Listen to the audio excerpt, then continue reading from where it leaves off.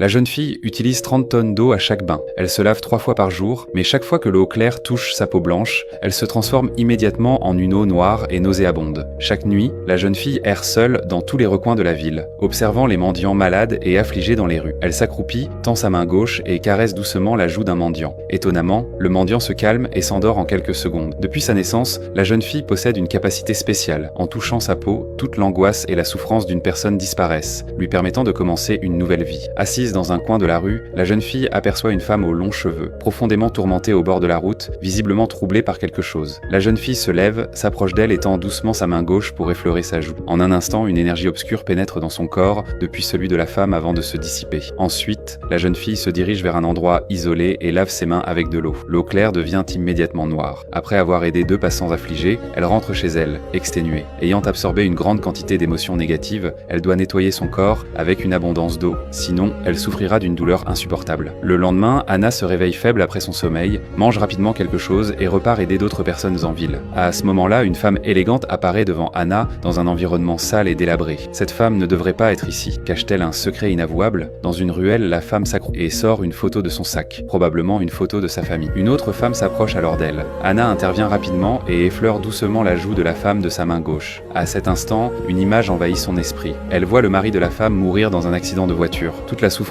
est transférée à Anna. Alors qu'Anna se retourne pour partir, la femme la retient et lui tend une carte avec son adresse. Elle lui dit qu'elle peut venir la voir à tout moment si elle n'a nulle part où aller. Sans un regard en arrière, Anna s'éloigne, ayant déjà absorbé trop de souffrance récemment.